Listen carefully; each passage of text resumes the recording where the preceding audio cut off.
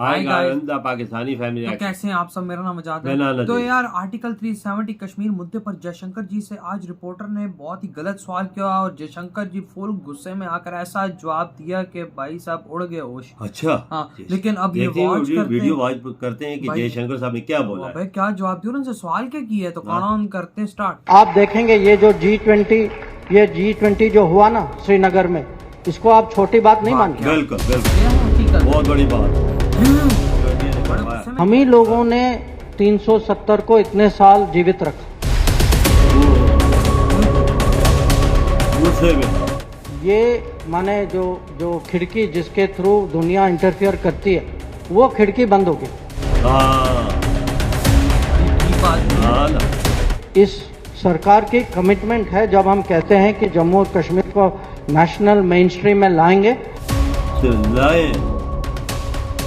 काम करके मैं जम्मू दिखाया। कश्मीर से हूँ। मेरे आपसे दो सवाल हैं। पहला तो मैंने देखा है कि इंटरनेशनल मीडिया और जो फॉरेन कंट्रीज हैं, यूरोपियन कंट्रीज हैं, वो इंडिया में बहुत ज़्यादा इंटरफेयर करती हैं। जो इंटरनल मैटर्स होते हैं उस पर बहुत इंटरफेयर करते हैं। उस पर आपका क्या ओपिनियन है? पहला तो ये। दूसरा, मैं जम्मू कश्मीर से हूँ, मैंने देखे हैं काफ़ी सारे लोग जो इंडिया में रहते हैं और जम्मू कश्मीर को कहते हैं आज़ाद जम्मू कश्मीर और इंडिया ऑक्यूपाइड जम्मू कश्मीर। उस पर आपका क्या ओपिनियन है और आप उससे कैसे टैकल करेंगे? कुछ लोग देखिए, जो आपका पहला प्रश्न जो है, बाहर के देश, बाहर के, अब जो भी कहें, बाहर की ताकतें, बाहर की कोई मीडिया, पॉलिटिक्स हमारे देश में इंटरफेयर करते हैं। हाँ, करते हैं। कम से कम कोशिश तो करते हैं। अब कोशिश क्यों करते? क्योंकि हमने सालों से उनको ये करने दिया। जब आपने इसको बंद किया या किसी ने कुछ टिप्पणी की और उसका आपने जवाब दिया, किसी ने कुछ कदम उठाए, आपने उसका भी जवाब दिया, तो ये आप देखेंगे ये कम होता जाएगा। ये बात सही बोली। और इस दुनिया में जम्मू कश्मीर, उसका जो पूरा मुद्दा जो है, ये हमारा बनाया गया मुद्दा है। बिल्कुल। हम ही लोगों ने 370 को इतने साल जीवित रखा। सही बोल रहे हैं। ये हमारी कमजोरी थी।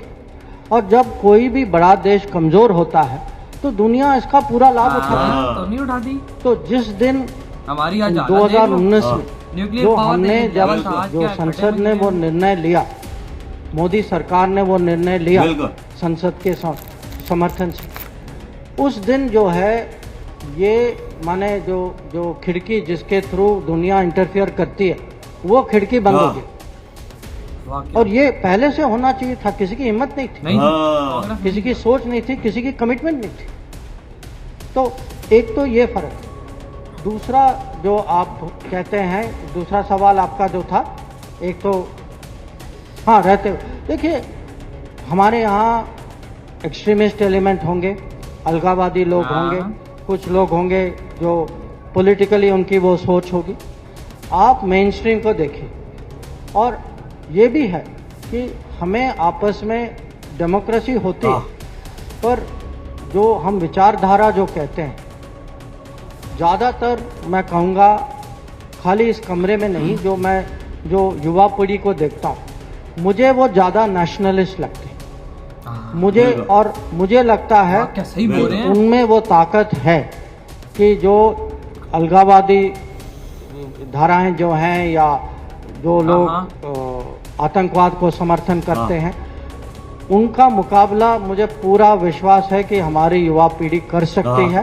और मुझे ये भी विश्वास है कि आगे के दिन में इसमें एक बहुत बड़ा, आप देखेंगे ये जो G20 जो हुआ ना श्रीनगर में, इसको आप छोटी बात नहीं मानिए। सारे देश हैं यार। ये एक किस्म से हमारे लिए एक टेस्ट था। तो इसमें अगर हम सफल रहे तो आगे आप देखते रहिए। ये इस सरकार की कमिटमेंट है जब हम कहते हैं कि जम्मू और कश्मीर को नेशनल मेन स्ट्रीम में लाएंगे। हम पूरी तरीके से नेशनल स्ट्रीम में लाएंगे। बहुत बड़ी जबरदस्त बातें की हैं उन्होंने। देखो ना क्या बात। वो बोलते हैं कि किसी की पहले ये हिम्मत नहीं थी कि 370 हटाए। कहते जब हमने हटाया तो सारे ये बोल रहे हैं कि ये है, तो वो कहते हैं कि बाहर के देश हाँ करते हैं इंटरफेयर, वो पूरा फायदा उठाते हैं। हमारा हाल पाकिस्तान का देख लो, चलो हमारे तो अपनी लोगों ने बर्बादी की है, लेकिन फायदा बाहर के देश उठाते हैं। एक मतलब टाइम पे ठीक है हमारा नाम होता था, सब कुछ होता था, एक टाइम पे था, सही है नहीं है, अभी तो है, तो भाई भिखारियों में नाम आता है।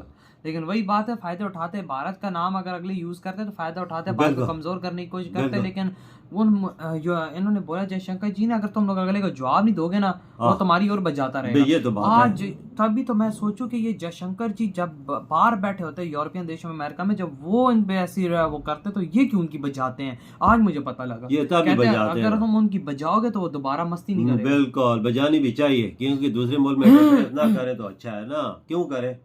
हर मुल्क की अपनी कंट्री के अपने मामलात होते हैं। हमारे देश को कोई कुछ बोल देता है हम सुन के साइड बैठ, बिल्कुल साइड बैठ जाते हैं। इंडिया में ऐसा नहीं है। और जयशंकर जी ने वाकई में बहुत बड़ी बात की है कि भाई G20 कश्मीर में कराना कोई खाला जी का घर नहीं है। वो वहाँ पर 75 सालों में तो कोई ऐसा कोई इवेंट और नहीं करा सका। देखो आज ये मोदी सरकार ने वहाँ पर कराया तो क्या रिजल्ट मिला है भाई। 20-25 देश आए, 30 देश आए वहाँ पर, और वहाँ पर विजिट किया, दुनिया को पैगाम दिया कश्मीर है सेफ, आओ घूमो फिरो मजे उठाओ। बिल्कुल कांग्रेस तो नहीं कर सके। अगर कांग्रेस कहते कांग्रेस अभी भी अंगली उठा रही है कि G20 हुई है, ये बहुत बड़ी कामयाबी है। कुछ लोग भारत में कहते हैं कि भाई आर्टिकल 370 नहीं हटना चाहिए। अरे तुम लोग तो मजे लगाते हो, तुम लोग अपने फंडिंग के लिए करते हो सब कुछ, लेकिन यही है कि वहाँ के रहने वाले 370 हटा है वो उनका क्या, उनका कुछ नहीं। 370 हटा है ना, तो जम्मू कश्मीर को हर चीज मिली। ये ना हटता तो वही हाल रहा था, पत्थरबाजी थे, वही सब कुछ, दहशतगर्दी थे, वो सब कुछ माहौल। तो मोदी जी ने सब कुछ ठीक कर दिया। देखो ना जलवे दिखाए या नहीं दिखाए, श्रीनगर के देख, जम्मू कश्मीर के देख, उधर क्या क्या चीजें नहीं, वो देखो क्या हो चुका है। और आज जयशंकर जी ने सही जवाब दिया रिपोर्टर को। बोलते हैं अगर दुनिया में ध्यान रखोगे तो खुद तो तरक्की नहीं कर सकते, बस उनको जैसा जवाब दो। और कहते हैं कश्मीर को हमने बोला था मेन स्ट्रीम पर लाएंगे, लेवल पर लाएंगे, तो हमने लाया, बिल्कुल लाया, वजह कोई लाया उन्होंने भाई साहब G20 तक करा दी यार। बहुत बड़ा इवेंट है वो, कोई छोटा मोटा इवेंट नहीं है। जयशंकर जी ने जो यहाँ पर इस टाइम बातें की है ना, बहुत सही की। G20 कराना वजह कोई ऐसा मसला नहीं था, बहुत आसान मसला नहीं था, ये बहुत मुश्किल मसला था, पर इंडिया ने करवा के लोगों दुनिया को पैगाम दिया है कि आओ देखो इधर, देखो क्या लेवल देखो, आर्टिकल 370 के भाई देखो, सीधी सी बात है यार। कांग्रेस तो 75 सालों में नहीं लगा सकी भाई। अपना राहुल गांधी जी भी वो तभी पहुंचे हैं जब भाई साहब आर्टिकल 370 हटा, उधर भी फिर भी नुक्तेचीनी वो कर उधर पहुंच गए। क्या फायदा है क्या?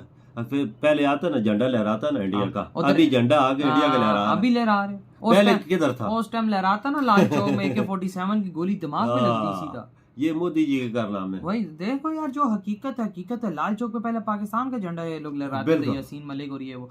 मोदी जी ने ये चीज मान सकते हो कि बीजेपी की हुकूमत ने जम्मू कश्मीर की तकदीर बदली है। वाकया बाबा बदली है मोदी जी की हुकूमत ने बदली। यासीन मलिक, महबूबा मुफ्ती की कमरे तोड़ दी है। बिल्कुल, वो तो वजह वो दोगले थे ना, वो लोगों को कहते थे पत्थर मारो तो मैं पैसे देंगे, और झंडा यहाँ पर लहराओ भाई तो मैं पैसे देंगे। तभी तो सलाखों के पीछे है। वो देखो ना, सही है ना लोगों का हाल ये वजह, दहशतगर्दी को आवाज देना, ये चीजें अच्छी नहीं है। अब लोग देखो सुकून की चैन की जिंदगी गुजार रहा होता। और भाई साहब जयशंकर जी ने जो ये बातें बोली हैं, यकीन मानो ऐसी बोली है ना कि सही सटीक, अगर हम भी इनसे कुछ सीखना चाहें तो इन बातों से सीख सकते। बहुत है इनकी जो गुफ्तगू इन्होंने की है, जो इन्होंने बातें की है, सबक सीखने चाहिए। बहुत कमाल की बात है, जवाब दी। बिल्कुल। तो यार आप लोग बताएं आपकी क्या थॉट है। इतनी वीडियो खत्म करते हैं।